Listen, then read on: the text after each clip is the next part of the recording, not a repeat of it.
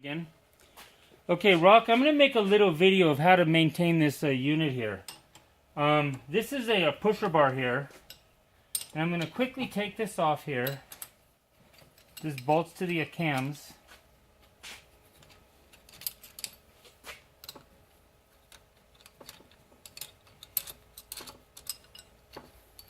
Ball drivers are very handy when you're working on this kind of stuff here.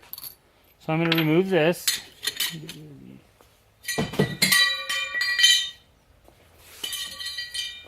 I'm going to slide this out of the way. I'm going to pull this out. Okay, so what we have here is we have blades. We have these blades that are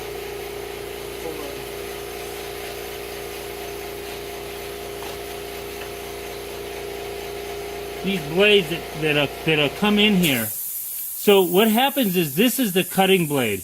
We've got an angle cut on it. It makes it a little bit easier to cut. That way we're able to have enough force. So this is a cutting blade. Now these cutting blades are made out of tool steel. They are reversible. Meaning if this edge goes dull down here, you remove these 3 screws, slide that out, flip it over, slide it back in, put the 2 screws on. You have a brand new cut edge. The same thing goes with these blades here. This is soft steel. We call this a horn. The tubing slides over the horn. However, we have hardened steel blades here. These are replaceable. They're also reversible. I told you I would give you 2 blades with the unit, and I've done that by making these reversible. And if you need more of these, of course, I can make them. You've got a radius here. So when you do reverse these, you can't just flip it over. You reverse this one over to here and this one over to here. And the top over here then becomes the bottom over here. A little bit confusing, but you'll quickly see how it goes if you have to reverse these. For you to take these out, you also have to take these 2 screws out. Now this is a 5/32 Allen wrench and this is a 3/16 Allen wrench. So it's very important as you see these. I'm going to slide this on here just so I can actuate it. You'll see here that those blades come over the top of those. They should never touch. If they're ever touching, something's wrong. One thing that could be wrong is these bolts have come loose. There's 4 bolts here. Pan over to here, Andrew. And you'll want to check these. These are 5/16 Allen bolts. The same screw that goes there also can tighten these here. Just make sure that those are always tight. They really should not be coming loose. They should stay tight for a long time. There's not a terrible amount of pressure on that. And there's a couple dowel pins there if you ever were to need to take it apart. But if you were to drop this unit or something were to happen crazy, you always want to make sure, back over here, that those units are not crashing into each other. The blades will quickly dull if that were to ever happen. Now all this can be fixed relatively easily, but we want to make sure that this unit works out well for you. There are some springs inside of here, and I'm going to show you these.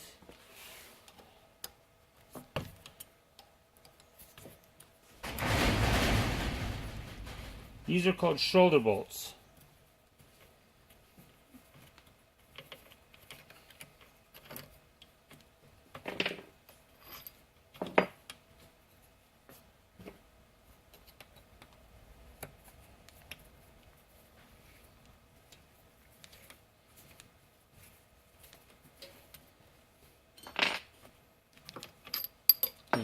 So the way that this works is these are the cams. Let me get a rag and wipe this off.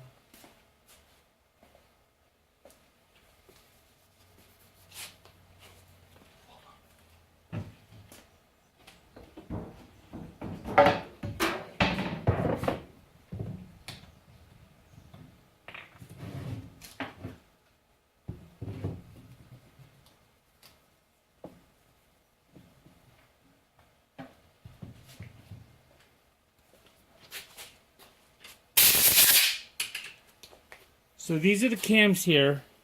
In the action of this pushing down this angle pressing against this angle is what actuates it. Okay, now inside of these there are 3 small springs. I will provide the part numbers for you if you ever want to replace those. But then at the bottom of these there's also 2 springs here. These are called die springs, and they're what push everything back up and return it to the up position. Now when you're working on these, one of the things you always want to do is have everything clean. In fact, I'm going to take this apart real quick for you so that you can see how that works. On one side here. Back up here.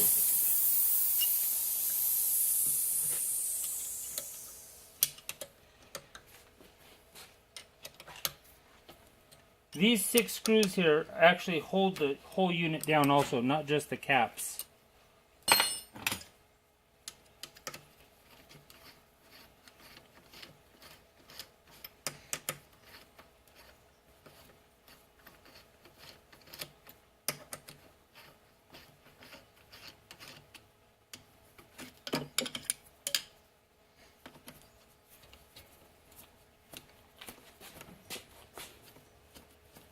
Fumbling a little bit because the camera's in my way here, but honest, I know what I'm doing.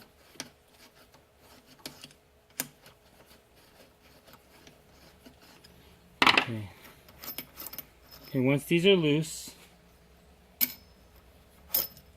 you got a top and bottom of these are called caps. Here, you see that angle there? That angle is on the top. You can see it over here too. That really lets you know that this is the top. Also, there's a little bit of clearance ground in there too. There's a very small step over there. It creates a little clearance for this slide unit here. So you can see how that is. Now, what we're going to do is we're going to pop this out.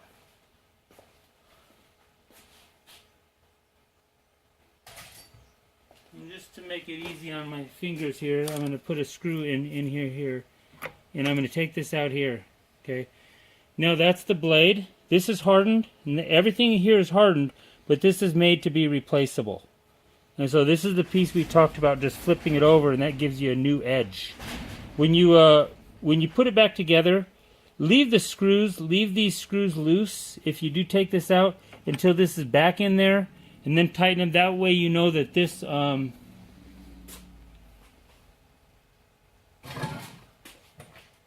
that way you know that this blade here is not binding against the edge and causing it to a bind.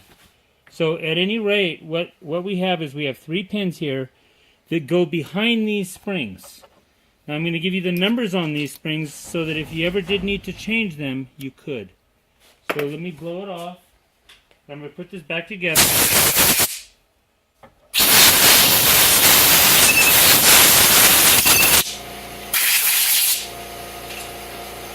This stage of it, the cleanliness is actually very important because you don't want no chips under here. It will not operate freely. So I'm kind of going to get the pins behind the spring a little bit and then push it down. Now it's down. The springs are actuated.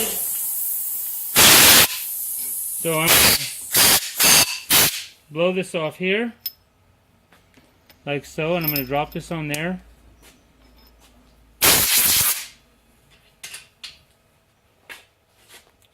Put this on here. I see a little chip there. We don't want that. Let me blow it off again.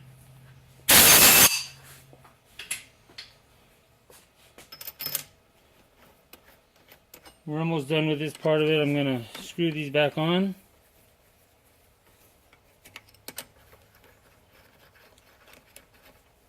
So those 3 red springs that we saw are what return this and pull this back out of the part.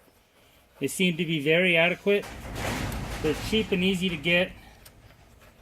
There's a local company here that we buy things. It's called MSC, and that's where I bought them. You can obviously order those over the internet.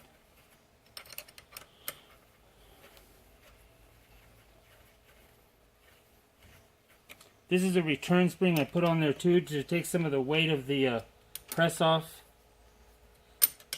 Just where everything actuates properly. There's a lot of bolts here. The reason I have so many bolts there is because there's side pressure pushing outward from those cams. As it pushes in, there's an equal and opposite reaction pushing out. So I wanted this unit to be very strong. That's why you see this big piece of steel here. It's a massive piece of steel so that it's strong enough so that it'll support it over many years. This is the bottom of the horn mechanism. If you swing over here, this is machined into that and doweled to it. So that's more or less what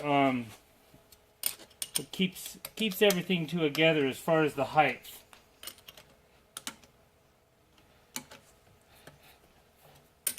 Tighten these up. Now we're going to put the cam back.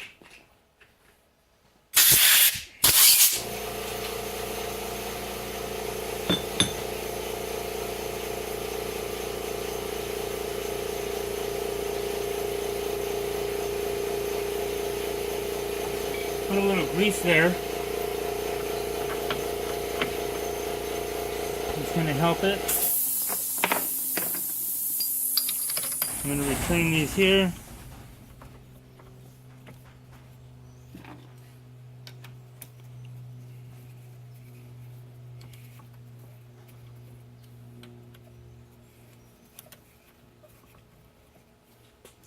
All these bolts here do is what they do is they keep the cam from coming too far up.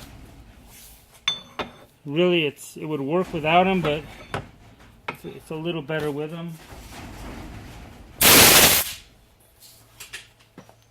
I'm going to put these back in. You see me really blowing things off a lot, Rock, when I work on this, because little chips here and there really cause things to sit uneven.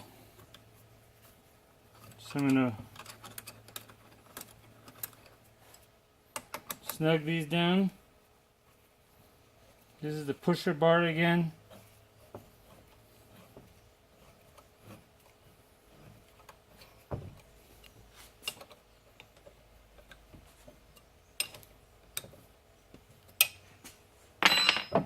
So everything actuates freely, and anytime you work on it, you're gonna look in there and make sure that I've got it set to where that is about 10/1000ths gap in between here and there, and the same thing on the other side.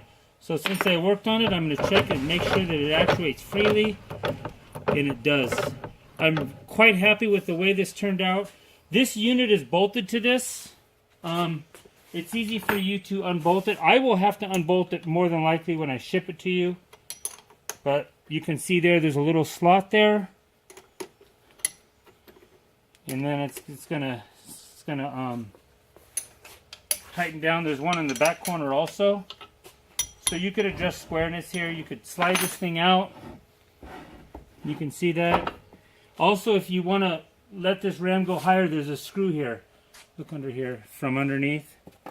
There's a screw right there that you can take out. I put that screw there. You can barely see it to keep so that the ram doesn't come up any higher. So that's a 3/16 Allen wrench. I'm going to bolt this back up here. Make sure Now this one here, this unit here is not so critical like the other one that it has to be square to this. It really doesn't matter. It's not critical. I tried to design everything with everything in mind to where if at some point in the future you needed some work done, you could take this unit off and send it back to me, or take a part off and send it back if I needed to remake something. I'll have dimensions on these blades so that when I ship you this, if you need a set of blades later on, I can just make those up and send them to you. So that's pretty much the cam unit. This was the one that took by far the most of the work. So hopefully this is kind of what you're expecting. I was actually happy with the performance of it. So you've got 3 tools. You've got the sliding unit here for your slots. You've got your cam tool here, and you've got your we're going to call that a piercing tool there.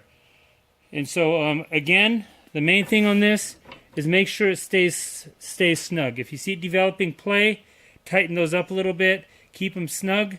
You can even put a little grease inside of this. You can put it here and let it work its way down, and it's only going to help it as far as operating freely. So I think that's it. This blade, this punch here, if we ever need to remake this, I'll have dimensions on this.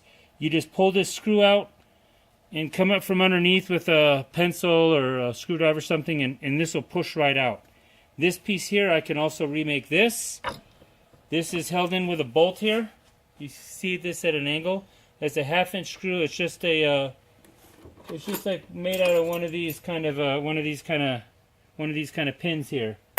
I made that punch about 15 thousandths or 64th larger than your bolt, so your bolt will go in there easily. And I think that this is what you're expecting also.